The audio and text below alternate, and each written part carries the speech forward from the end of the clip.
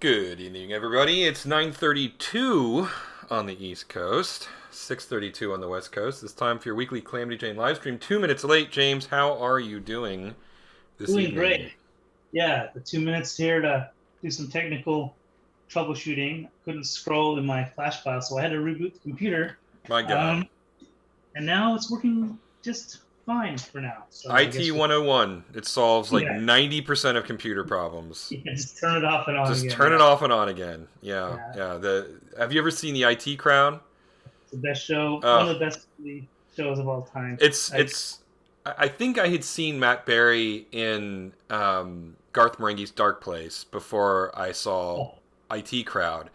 okay. But my years-long love affair with Matt Berry began with IT Crowd.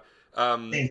Also, like I had interestingly seen Bridesmaids before I saw IT Crowd, so I knew of Chris O'Dowd before IT Crowd. Oh, I've never seen Bridesmaids, but I didn't Oh, know he was in.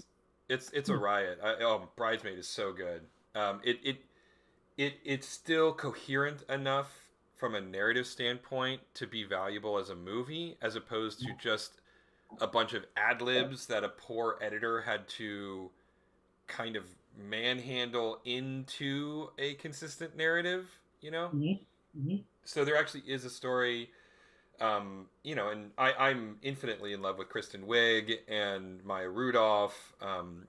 Yeah. And Melissa McCarthy used to be funny. I don't know. I haven't really found her particularly humorous in a while, but I used to think she was a riot. And Rose Byrne had an unexpected degree of comedic chops, which I haven't really seen her do since then. Mm-hmm. But Chris O'Dowd, obviously, he played the love interest in it, Mm-hmm. and he was quite funny. And they don't make any attempt to have him speak with a Midwestern accent. He's an Irish guy who somehow became a cop in Minneapolis, and Oh, okay. that's just part of the joke. Um, Yeah, or that's true. I guess you answered my question before I could answer it, where I could ask it, which was, did he keep his accent? Because I think he pretty much has accent in everything that he does, oh right? I yeah, mean, yeah, yeah.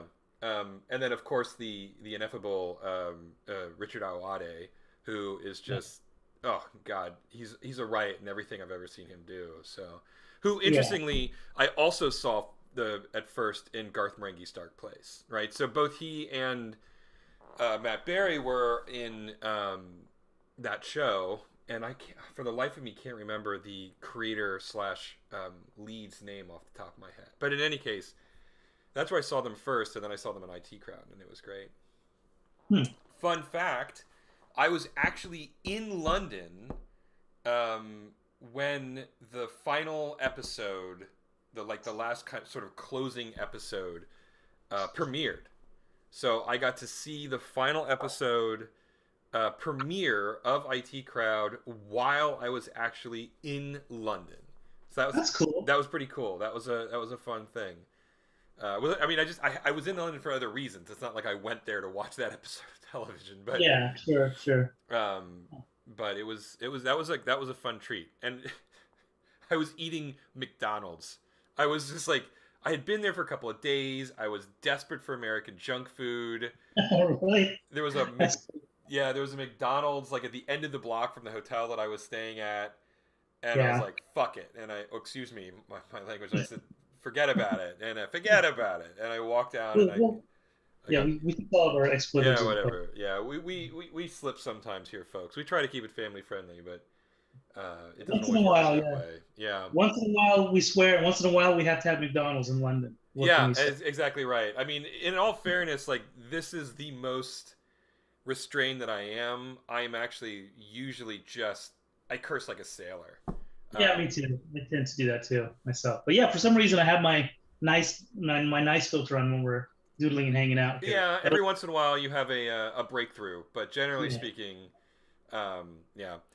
But So it's particularly funny when I'm teaching my improv workshop because when I'm just teaching it with a group of adults, oh man, yeah, I curse yeah, up a blue streak. I'm not really that blue when I do improv, but when I'm teaching it, I use curse words because they're great, funny emphasis words. It's really yeah, easy yeah, to get a laugh out of people.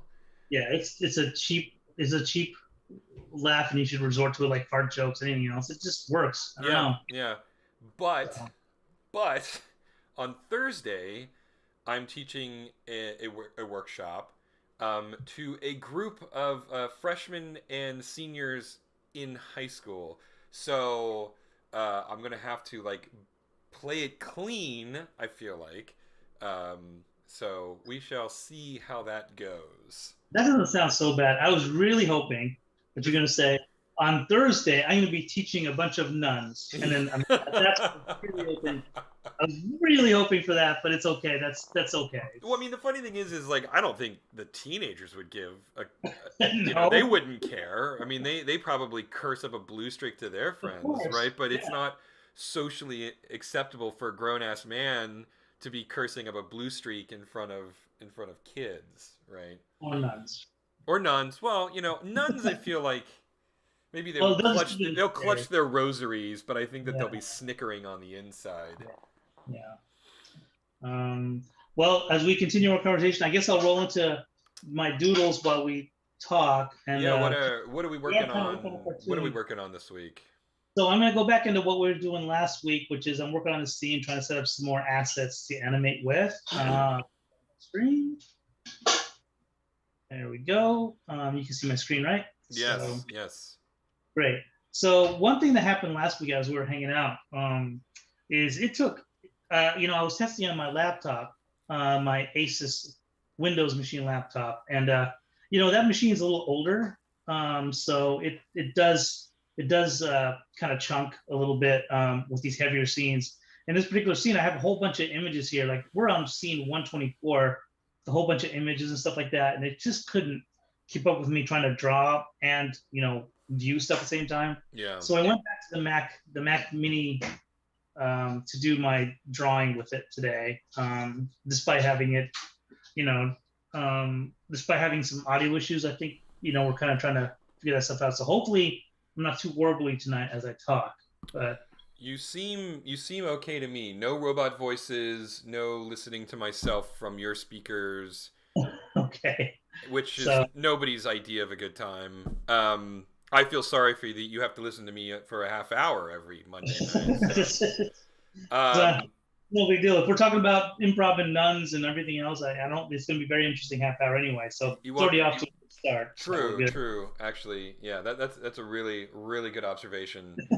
so but yeah, so yeah, just to kind of get us on track here, as Yeah, far as wise, yes, I'm going to be doodling Calamity Jane assets. Probably do a little bit of Clem stuff, so I'll be opening up some files and stuff as we hang out, and just kind of start doodling some stuff. But yeah, this is the old storyboard sketch of Calamity, and I'm just going to do the final version of her here for animation purposes, and we can keep on trucking. nice, nice. Yeah, well, the workshop is I'm actually really looking forward to it. I mean, as we've I'm certain discussed on this stream, improv is a very important part of my life, and I came to it late in life. I discovered it in my late 30s. Mm-hmm.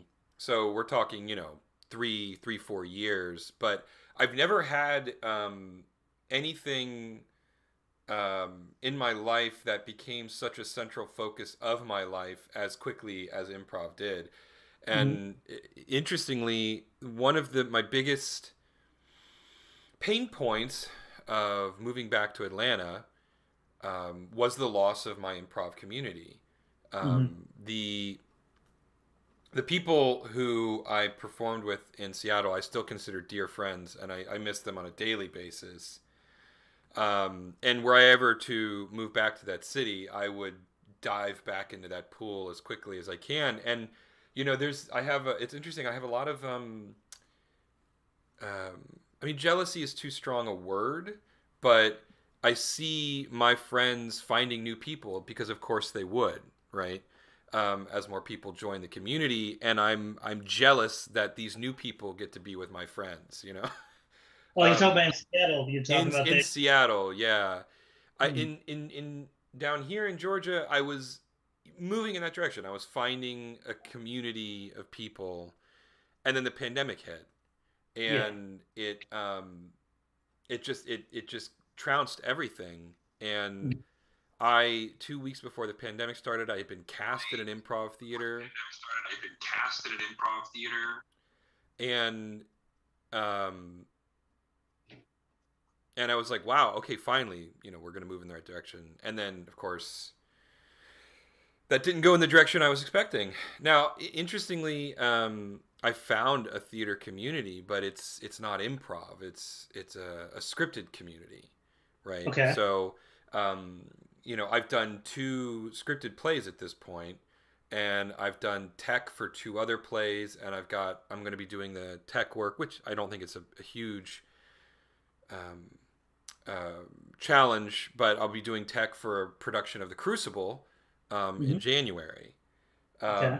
And I really enjoy it, but I miss that camaraderie, that community, that sense of belonging that I really had up in Seattle. Interestingly, well, not So, interestingly, but um, are you saying that the improv crowd is a more unique type of group than a scripted crowd? I mean, no, no, it's not that at all. It's because theater people are irreverent no matter where you go. sure. Yeah, Whether you're doing improv or scripted theater, mhm. it's more the style of theater. Um, it's interesting. Improv is simultaneously easier and more difficult than scripted theater, right? Mhm.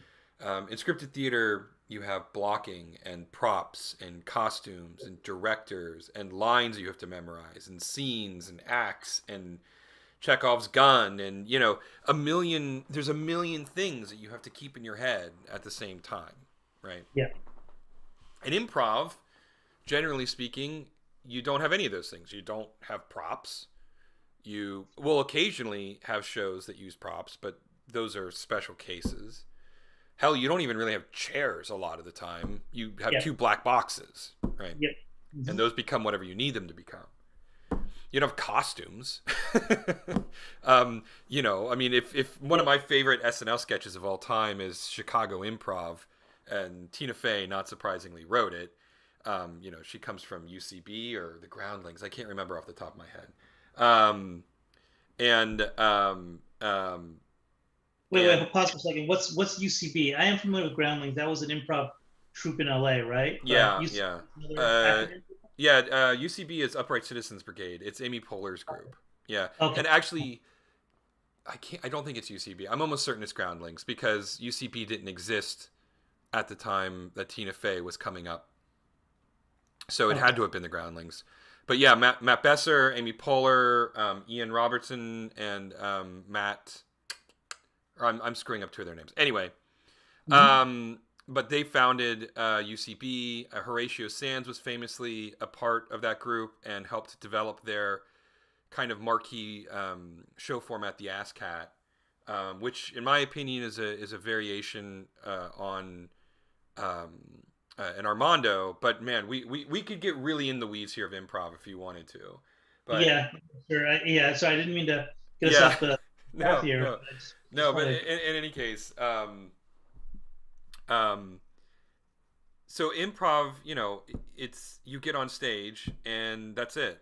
You get a suggestion, and that suggestion can be a Mhm. single word, it can be a sentence, it can be an idea, it can be whatever you want to see the show that you're about to do, and then that's it, right? Yep.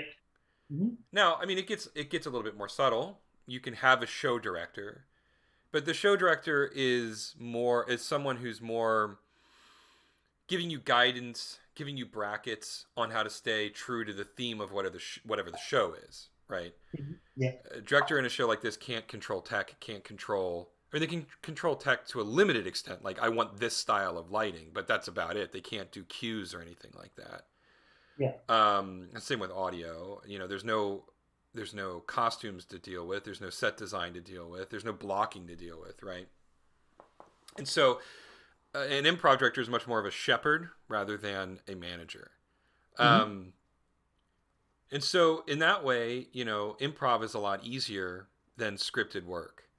But on the other side of the same coin, it's also a lot harder because you are getting on stage with nothing, and you do have to manifest something from nothing. And the real challenge in improv for me, in my opinion, is long form, where you are trying to create a complete narrative, a complete story with characters, and you're trying to do this from nothing. You're trying to do this from, in the case of like the most famous or original kind of American long form, The Herald. You are getting a single word and then exploring that word and building some kind of a world out of it, right? Mm-hmm. Mm-hmm. So, and this is sort of what I've been debating with this workshop I'm doing on Thursday. It's specifically about long form improv, not sort of short form games, Mm-hmm. which is what you'll see on something like Whose Line Is It Anyway, right? Yeah. Mm-hmm. This is more you're getting a single suggestion or a couple of suggestions and building a hour long to 90-minute long show based on just very, very simple parameters. Mm-hmm. And I'm debating on whether I just teach. I've got a 3-hour block, right? And it's 50 students for 3 hours. And I'm debating on if I'm just going to do fundamentals of long form, Mm-hmm. and teach editing, teach narrative construction, teach structure, that kind of stuff. Mm-hmm. Or if I want to kind of dive in and work on the notion of exploring suggestions, exploring their meaning, and working towards teaching the Herald.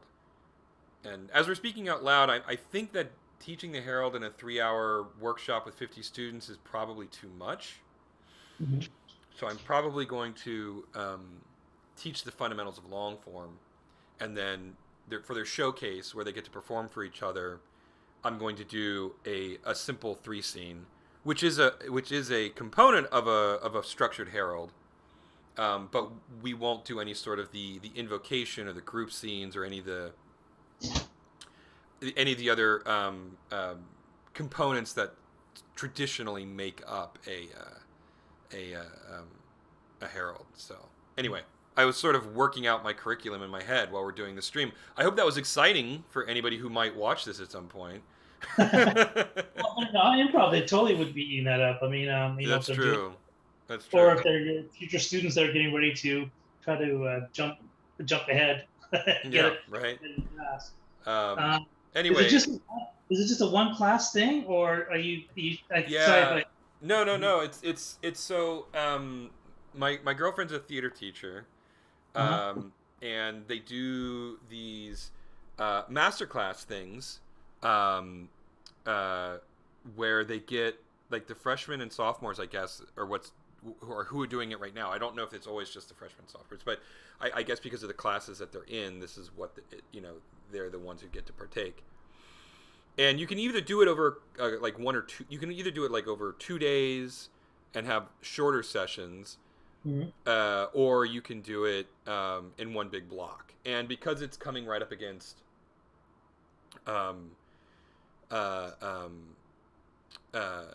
Thanksgiving, and usually, or not always, but not usually, but sometimes their masterclass teachers are already teachers, and so they get paid for it like their regular salary. We decided that it would probably be best if I just did a single block 3-hour class, right? And that's the best part. I'm getting paid for it, so it's like this isn't a volunteer thing. So it's nice. But in any case, yeah, I'm really looking forward to it. I love teaching improv. I wish I got to do it more. I just, for whatever reason, the jams that are going on in Atlanta right now, and improv is slowly coming back. I obviously was not retained for the theater company that I had gotten to be a part of. There was a lot of unfortunate political fallout that occurred over the course of the pandemic. Sure. I And mean, it completely changed the makeup of the theater, and I was unfortunately not included in that change. Yeah. But regardless, I really love teaching it. Hopefully, I will find a jam that works with my schedule. It's just right now, all of the regular jams are like, oh, great, I can't go to that. I've got something that day. so, Yeah, yeah. so So does this mean that you're not are you gonna entertain the thought of going back to improv? Or are you kind of done with it? You no, haven't.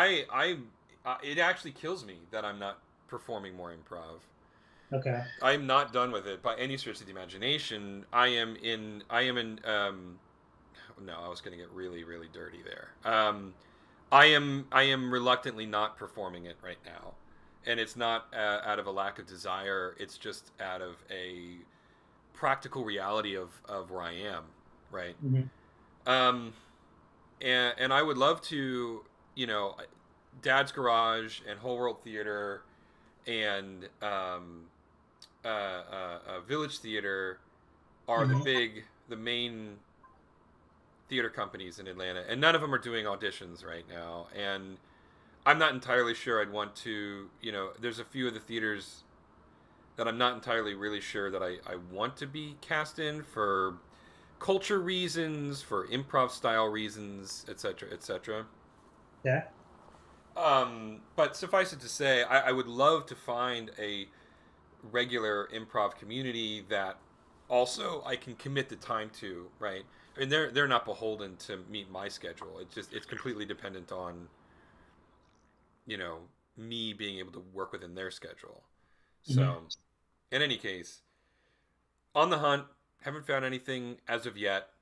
Hopefully, at some point, and as things slowly but surely, um, hopefully, permanently start returning to normal, Hmm. we'll continue to see more and more of that. So, Yeah, fingers crossed.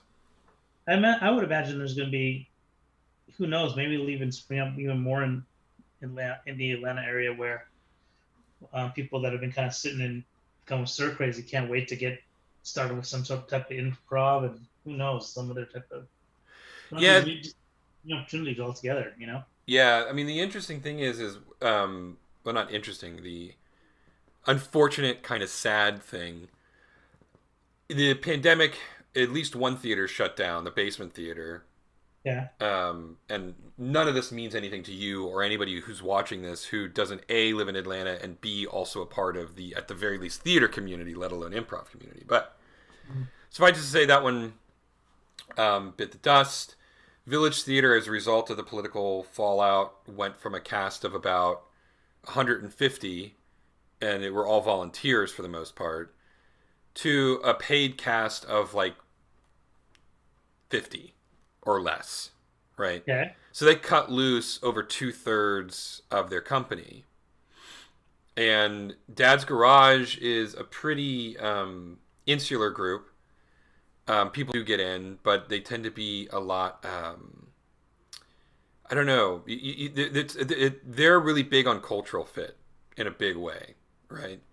And if you don't meet, and it's fine. There's literally, that's so important, right? If you don't fit in culturally, you're not going to do good shows, right? So it's not a judgment on them whatsoever. Yeah, yeah, yeah. But they have to cater to the audience that lives local, all that stuff, whatever. Yeah, Yeah. yeah. Um, and so the result is that as things have started opening up again, and I can only speak to Atlanta here. I mean, I don't know I know like Improv Olympic in Chicago went under during the pandemic, and that was a whole fiasco because of the way Charna Halpern handled it. Um, and I know that there was a lot of closures in LA, like UCB shut down their secondary theater, and I think Improv Olympic also shut down their LA theater. And there's several closures in Seattle and New York as well. Anyway, back to Atlanta. Wow, I'm in a real rambly mood tonight. I No, apologize. I am just like no, all over the place. no, not really. We've been talking about I improv mean, for I've the been talking past. about improv, but within that space, I have been like to the moon and back. But You're covering the country, yeah, sort of. yeah. You know, you haven't hit Um, New York yet, but no, I no. don't really know the New York scene particularly well. Obviously, because Oh, okay. Yeah. um um but in any case, yeah. So with Village reducing their theater, Dad's being so particular with the culture fit, the basement theater going out, there's just this glut of performers that have been Oh, just sort of geez. cut loose, right? Oh, geez. Sort of cut loose. Huh. Right. And so, as a result, there's a lot of performers floating around right now. And there's it's these jams tend to they're getting pretty crowded.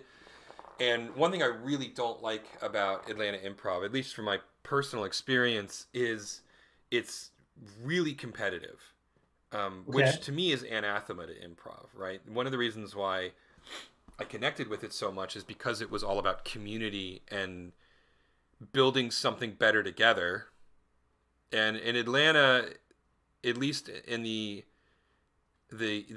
year and a half that I got to play before everything shut down, there is that sense of community. It is important, but there's also the sense of I want to be a big movie star, and so I need to battle for stage time. A, because Uh, I need all the practice I can get, and B, because what if someone important happens to be in the audience tonight? really? Yeah. Huh. And so as a result, so as a result, they tend to drift away from long form because you can't really do a great long form if one person or a couple of people are trying to get as much stage time as possible, right? Yeah, that's And a so bummer. it tends to err towards short form structure shows, um, and it's far less about community. It tends to be a lot more competitive.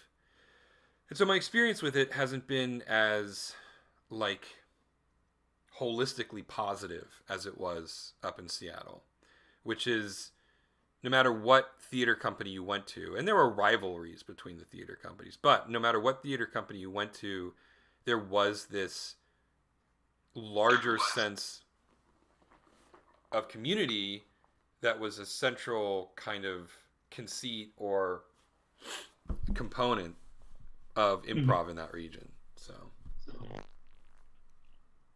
Hmm. Sounds to me like just like with anything, the human, us as humans tend to mess around. There's always going to be, there's just always that element, no matter what. mm-hmm. Having to travel through it or try to figure that out. That is interesting though that in Seattle there's not um, yeah, I know you're talking broad brush here, but Sure, very they're much. not wanting to try to, they're not trying to imagine a big time Hollywood producer's there to watch them. They're just there because they want to do good improv versus there's other motives involved in Georgia, it sounds like. For sure. And I have heard that in LA in particular, it's very Mm-hmm. much the same attitude. Just highly competitive. Everybody's fighting to get stage time. Mm-hmm. Um and and so yeah, as a result, I get the sense that the community in LA is probably very similar to the community in Atlanta. Yeah, I would think so. I mean, yeah, especially yeah, without a doubt. That's how it. I mean, everywhere like here in LA. I mean, there's always an opportunity.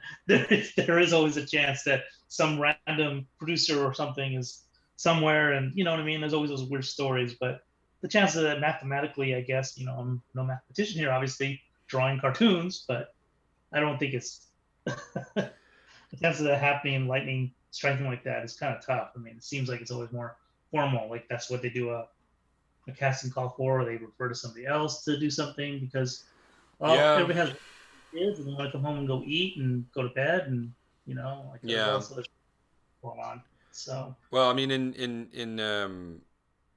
in New York at least, like with SNL, it's legit, right? Like when yeah. you hear when Tina Fey was still head writer on SNL, Mhm.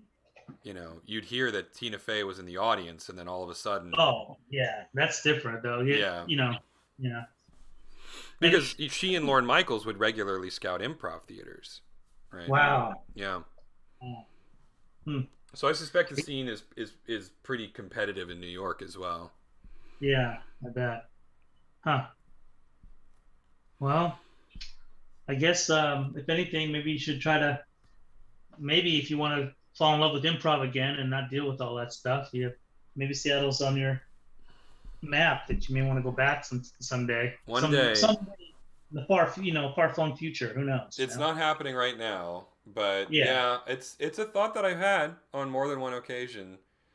yeah, There are forces, good forces, positive forces, sure, very positive aspects of my life that are keeping me in Atlanta right now. yeah, of course.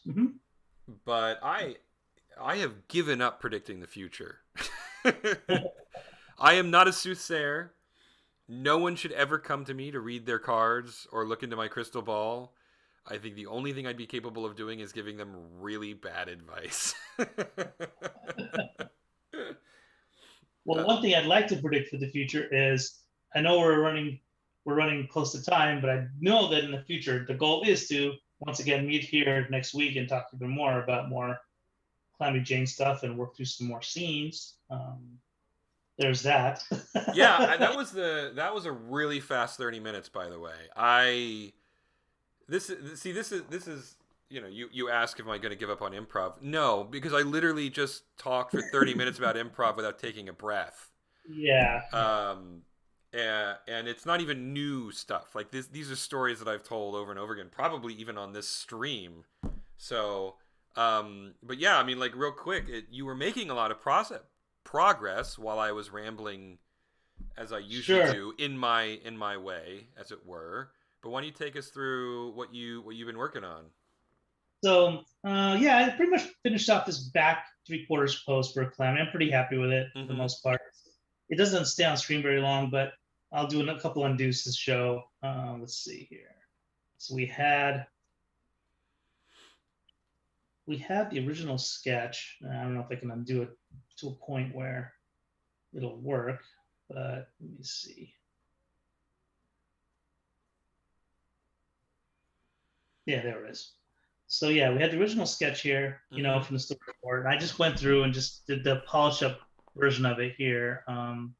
So yeah, and I'm gonna be doing that with the rest of the stuff, the rest of the scene. So Clem's next. Mm-hmm. This terrible sketch is actually going to be put on model with the real Clem that we actually talked about months ago. About we actually we kind of workshopped it live a couple times, talking about Mm-hmm. Clem. Yeah, about thinking about line of action and where the mayor needed to Yeah, stand, and yeah. yeah, absolutely. And so you see the sketch here. It's not on model Clem, but it's Right. Clem. So Yeah. I'm gonna put Clem on model for this when we get to that point.